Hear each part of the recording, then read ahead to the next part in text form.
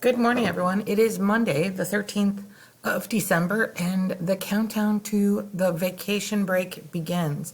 Please don't forget, if you have a permission slip for our January 7th field trip, that you have it signed and turned in to your parents.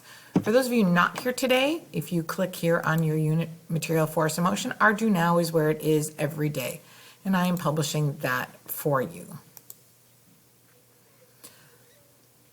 Below that, I'll move that right up so it's right. So it's right there so y'all can see it.